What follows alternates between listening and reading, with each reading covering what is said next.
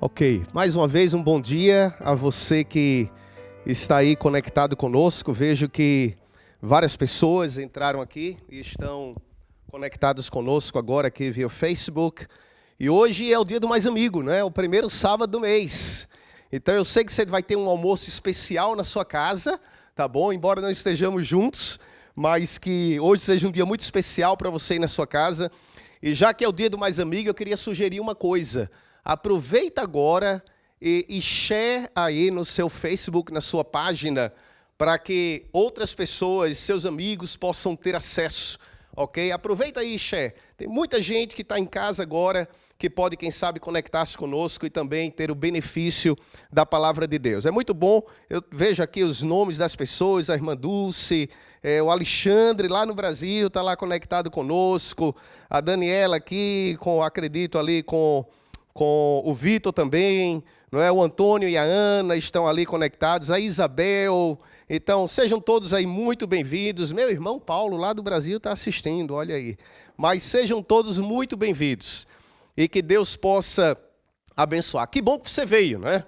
Ou melhor, que bom que você está aí, mas que está ligado conosco. E eu estou muito animado, de verdade, com a mensagem de hoje.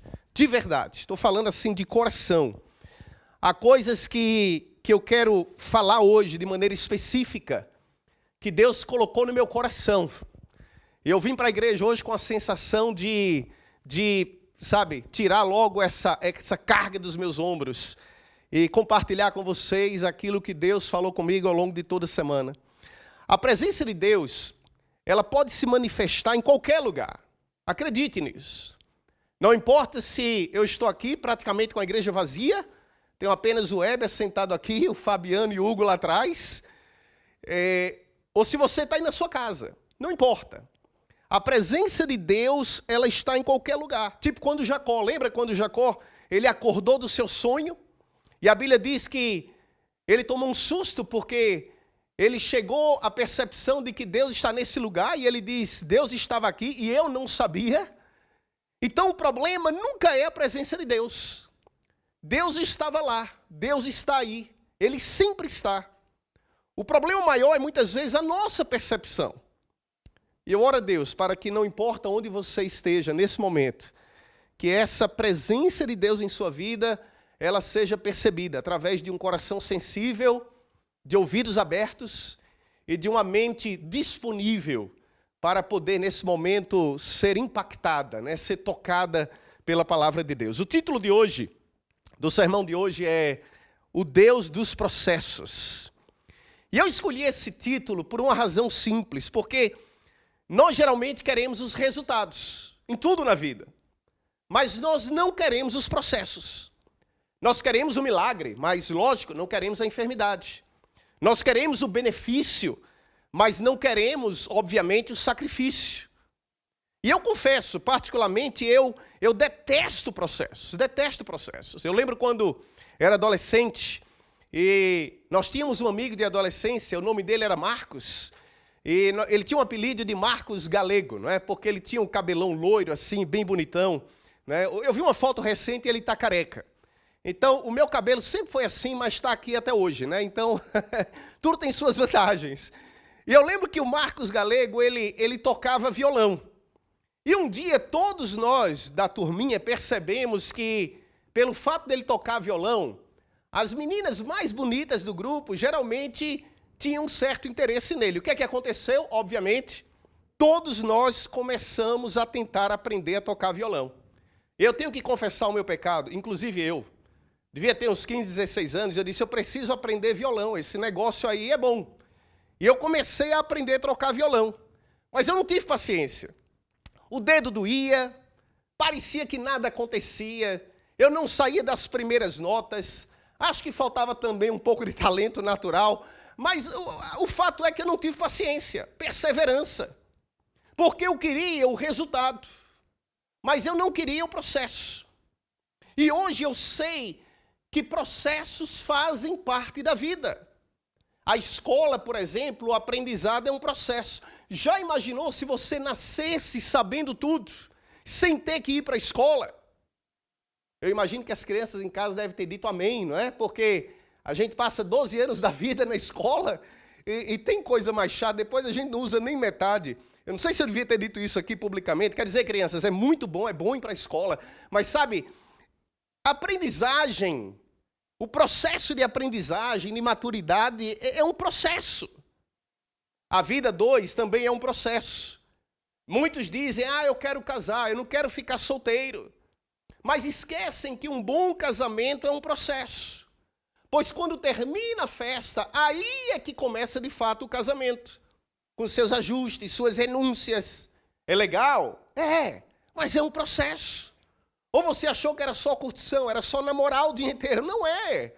Vai ter conta para pagar, vai ter prato sujo, vai ter obrigações na vida, vai ter ajustes difíceis na vida. Processos são importantes para que você possa experimentar o milagre. E o nosso Deus é um Deus de processos, é um Deus de processos. Gênesis capítulo 1 nos diz no verso 1 que no princípio criou Deus o céu e a terra. E a terra era sem forma e vazia. E quando eu leio Gênesis capítulo 1, eu percebo que Deus é um Deus de processos, porque ali no comecinho era um caos completo. A terra era sem forma, vazia, nenhuma vida, nenhuma luz, nada. E Deus cria do nada, com o seu poder. E ele vai dando ordem ao caos. E o mundo se torna habitado, e belo, e funcional.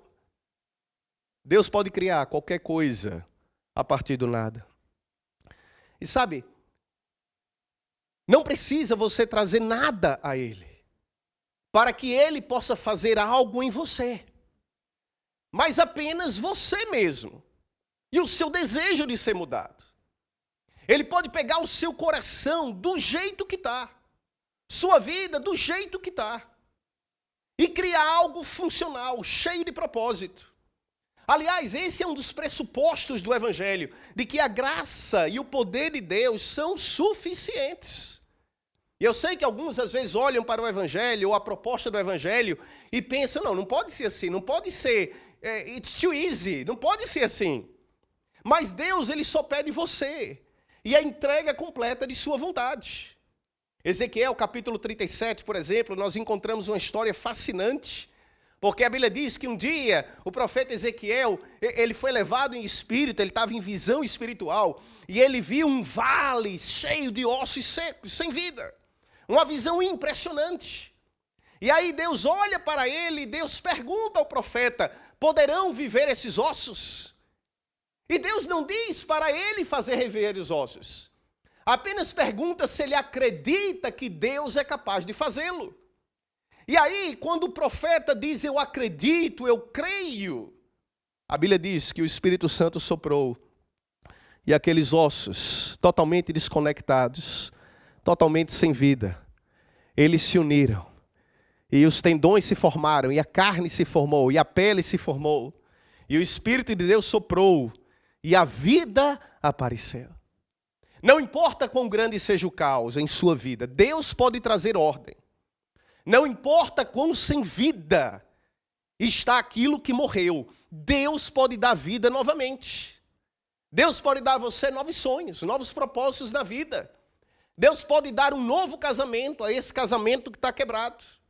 Deus pode dar a você um novo coração. Tudo apenas depende de você crer que Deus é um Deus de processos e que Ele é capaz de trazer ordem àquilo que é caótico.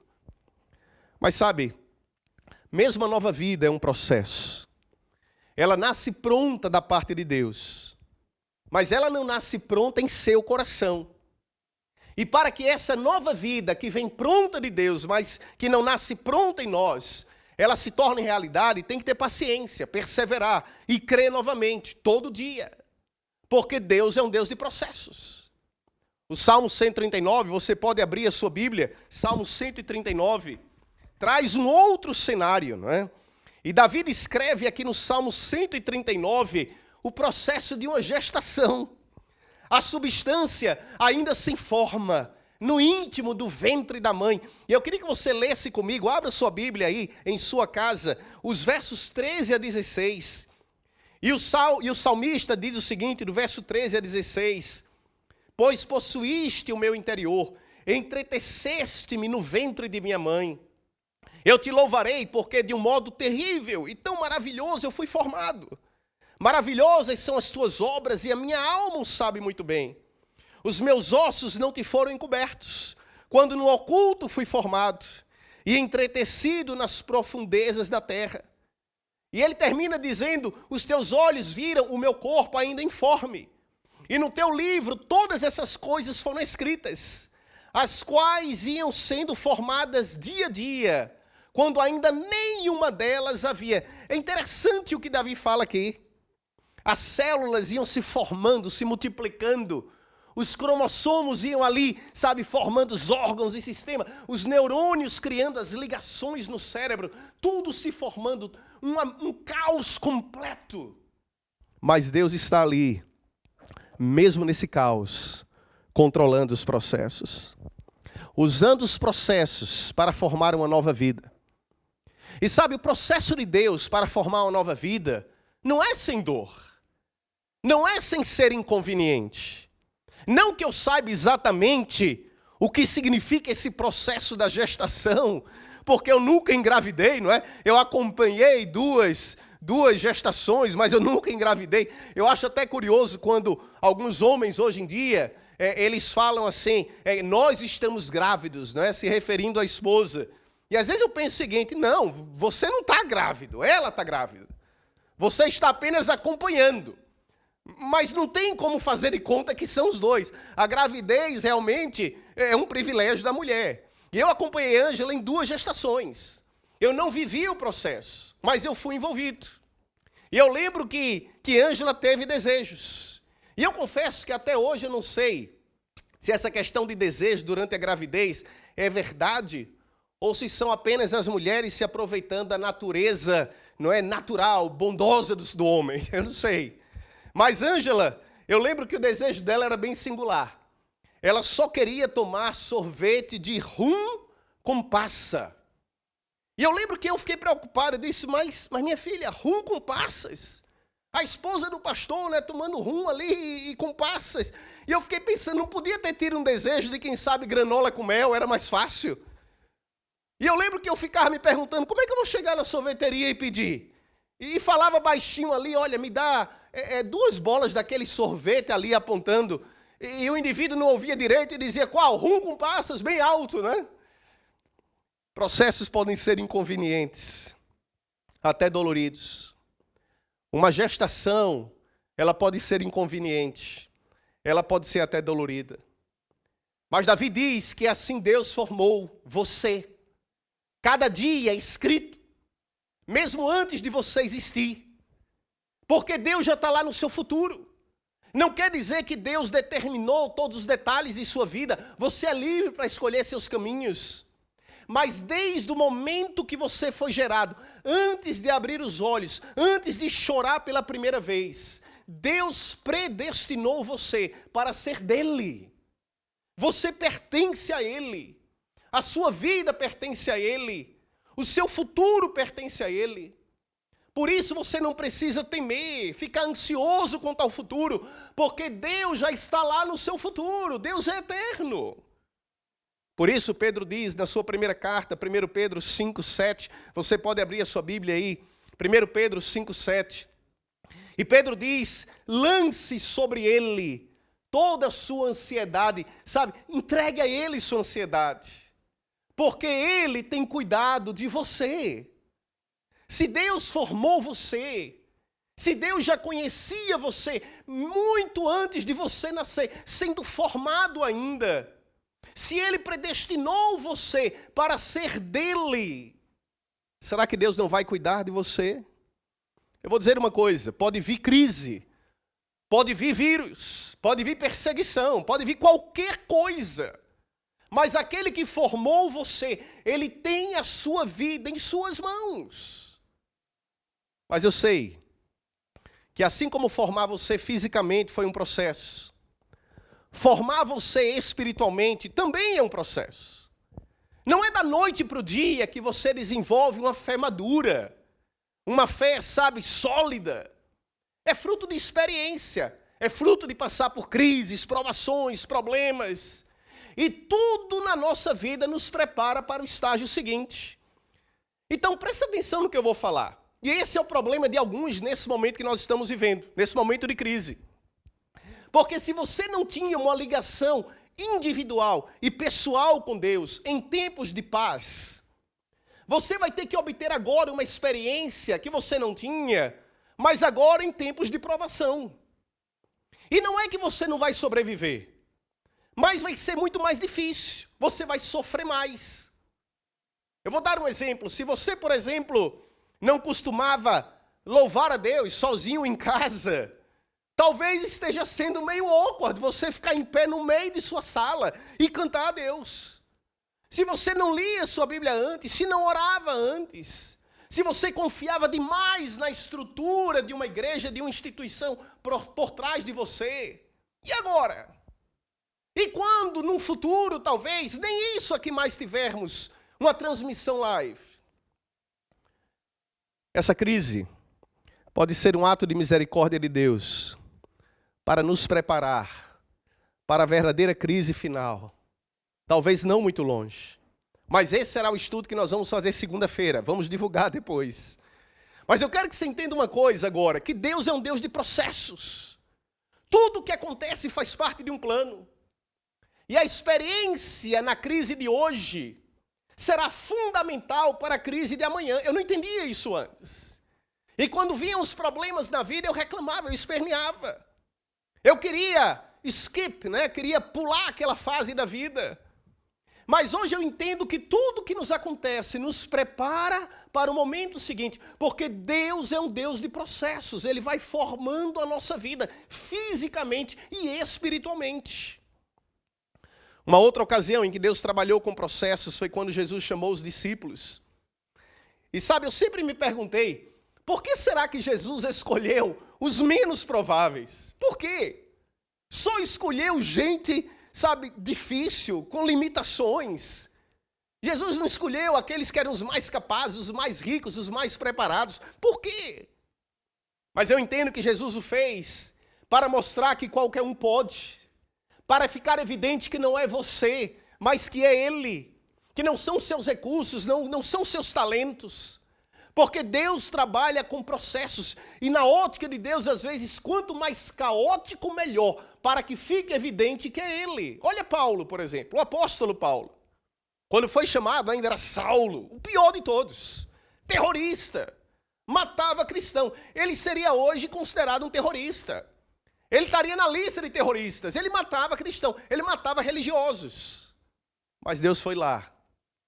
E começou um processo na vida dele. E mesmo Saulo e os discípulos tiveram que aprender de Deus passo a passo. Tiveram que comer com Ele. Tiveram que ouvir dele, sofrer com Ele. E levou tempo. E se levou tempo para eles, como é que você e eu, como é que você pode querer ser um cristão maduro da noite para o dia? Sem passar por provações, como? É muita pretensão nossa. Eu lembro quando me graduei, e eu recebi o diploma, e eu pensei o seguinte, já sei tudo, estou pronto agora. Mas levou tempo para eu perceber que a graduação é só o começo, que eu não sabia nada. Que eu teria que aprender muito de Deus, cada dia, caminhar com Ele, ouvir dEle, ser sensível à voz dEle, ao toque do Espírito Santo. Teria que levar pancada também de tudo que é lado. Porque a graduação e o diploma foram apenas o primeiro passo no processo de crescimento. Quando você creu em Jesus Cristo e aceitou Jesus, e para aqueles que já são batizados e você foi batizado, você recebeu o diploma, salvo em Jesus Cristo. E talvez você voltou para casa naquele dia com o diploma na mão e pensou o seguinte, acabou agora, encerrou aqui. Mas na verdade o processo apenas começou. Agora é que começou o processo, rumo, uma jornada, rumo à maturidade espiritual. E não tem shortcut, e não tem atalhos. Você vai ter que caminhar, vai ter que aprender, vai ter que ouvir, vai ter que ser sensível. Vai ter que levar pancada, vai ter que ser chacoalhado, vai ter que ser provado. Senão, como você terá uma fé madura? Talvez essa crise seja sua chance para repensar prioridades. E talvez criar uma nova vida, onde Deus esteja em primeiro lugar. E não eu, e não o meu, e não os meus interesses. Tipo igreja. Eu me pergunto às vezes, quanto valor você dava aos sábados, ou ao vir à igreja? Que valor você dava a esse momento hoje, que nós não temos mais fisicamente? Às vezes eu fico pensando, como será o primeiro sábado, depois que tudo isso passar? Como será? E se essa nossa igreja aqui em Sydney, a Sydney Portuguese Church, já estava pequena, eu imagino que vai ficar menor ainda. Eu imagino que 10 da manhã vai ter fila aqui fora para assistir a escola sabatina. Eu imagino que nós vamos ter que fazer reserva, porque sem reserva você não vai conseguir entrar. Mas talvez essa crise esteja aí para ajudar você a ir para um outro nível na sua fé. E se prepare para a verdadeira crise final, talvez não muito longe. Processos. E se até os discípulos tiveram que passar, como você quer escapar? E eles passaram por todo tipo de experiência, sabe? Olha, lê os evangelhos, todo tipo de experiência. Eles viram a transfiguração, eles viram a multiplicação de pães, eles viram a ressurreição de mortos. Talvez seja redundante, não é? Falar de ressurreição de mortos, né? Tem que estar morto para ressuscitar. Mas eles viram a ressurreição de mortos. Eles viram curas, muito legal, eles viram muita coisa legal. Mas eles tiveram que passar por provas, perseguições, rejeição. Passaram por tempestades. Você terá que passar por tempestades na vida. E talvez, quando você estiver no meio da tempestade, vai parecer que Jesus está dormindo. Mas eu quero que você entenda uma coisa, Ele ainda é o Senhor dos ventos e dos mares. E naquele dia, quando Ele se levantou em meio à tempestade, ali ficou em pé no barco e pronunciou uma palavra, o milagre aconteceu e os ventos acalmaram. Eu às vezes penso nesse milagre e eu fico pensando se Jesus talvez ficou chateado porque os discípulos o acordaram no meio de um sono bem gostoso, não é? Mas hoje eu entendo que Jesus não ficou chateado porque eles o acordaram, mas porque talvez demoraram muito para fazê-lo. Não demore a buscá-lo. Não tente lidar com as crises da vida sozinho. A oração, a fé, Deus, não podem ser o último recurso em sua vida, mas o primeiro. E hoje nós olhamos para os discípulos e para Paulo e os admiramos, mas tudo só foi possível porque Deus os moldou ao longo de processos na vida. A última analogia que eu queria usar nessa manhã é a igreja cristã.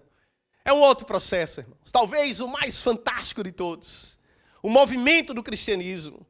Talvez o melhor exemplo de um Deus de processos. Porque hoje nós somos 2 bilhões de cristãos ao redor do globo. Um movimento que mudou a face da humanidade. Mas nem sempre foi assim. A Bíblia diz no livro de Atos que quando Jesus ascendeu aos céus, depois da ressurreição, Ele deixou aqui nesse mundo um grupo que não passava de muito mais do que 500 pessoas, mais ou menos. Medrosos, limitados, tímidos na fé, trancados naquele quartinho do cenáculo, com medo, sem saber o que fazer. Tinham tudo, conhecimento, desejo e tinham uma missão. Mas faltava o poder do Espírito Santo. E como receberiam? Como eles iriam receber o poder para a missão que precisavam cumprir? Jesus os trancou em casa por 10 dias. E Ele disse, não saiam. Orem, busquem, se consagrem, se unam, clamem. E a experiência que eles não obtiveram em tempos de paz, eles teriam que alcançar agora em tempos de prova, mas tiveram que passar pelo processo, trancados em casa por 10 dias. E a igreja do Pentecoste nasceu ali, no cenáculo, ao final daqueles dias trancados, depois da crise do Calvário. E a pergunta que eu tenho me feito, desde que toda essa situação começou, é que igreja nascerá depois desses dias trancados, depois da crise? que igreja nascerá? Sem processos não tem milagre. Como que o Espírito Santo vai poder vir capacitar a igreja, você e a mim também, para essa proclamação final do Evangelho, esse último movimento de pregação, o último convite que será estendido à humanidade? Como o Espírito Santo virá sem processo, sem nos purificar para recebermos a promessa? E quando o Pentecostes chegou, e o Espírito Santo desceu sobre eles e os capacitou e lhes deu poder e ousadia, nasceu, meus irmãos, uma igreja forte, focada, missionária, unida, espiritual, vibrante. E o mundo foi impactado com aquela mensagem. Queridos, Deus está preparando esse mundo para a colheita final. Perto está o dia do Senhor, quando Jesus aparecerá nos céus. Mas há ainda uma obra a ser feita. E sejamos honestos, para a qual eu e você não estamos preparados. Mesmo com toda a tecnologia, mesmo com iPhone, mesmo com internet, não estamos preparados. Nós temos tudo, mas nós precisamos daquilo que eles precisavam. Precisamos de um poder, de uma experiência que nós ainda não temos. Mas nós temos o mais importante, temos uma promessa. E essa promessa é tudo o que nós precisamos, porque é Ele, e não você, e não eu.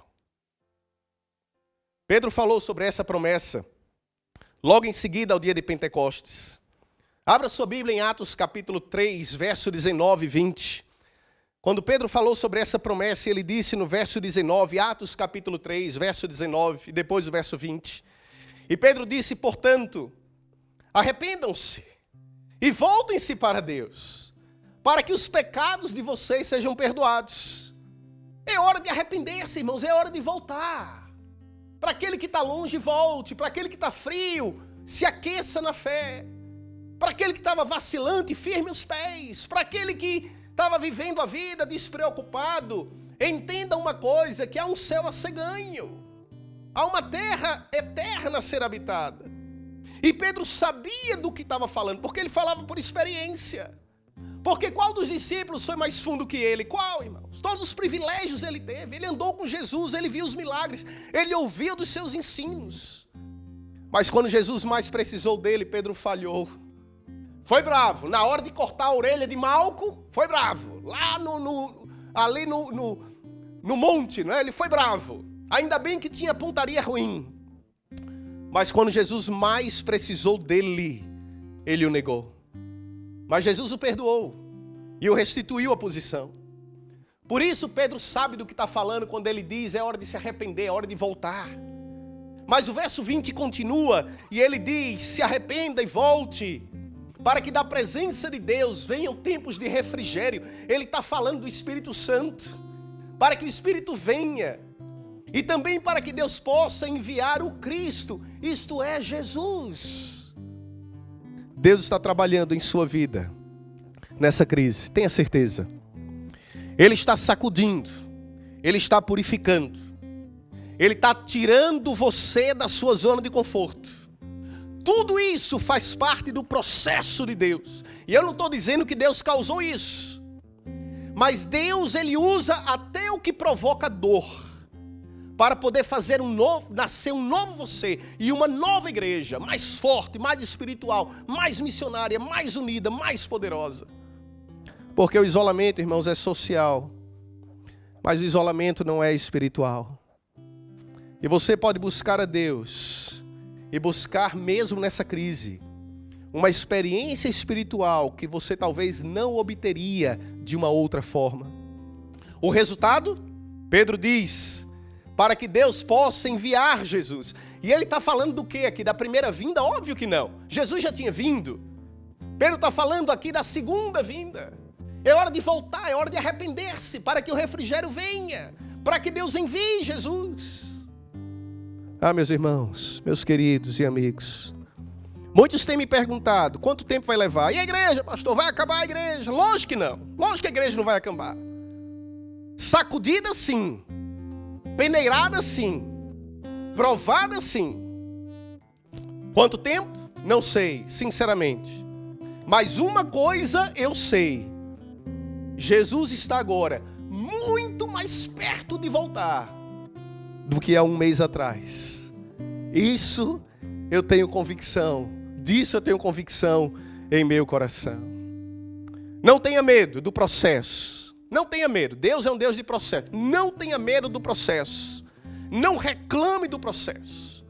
Deus trabalha por meio de processos, às vezes dolorosos, às vezes inconvenientes. Mas sem esses processos não existirá o milagre, não existe ordem, não existe nova vida. Ele pode usar o que quer que seja, até essa crise, para fazer nascer uma nova igreja e um novo você.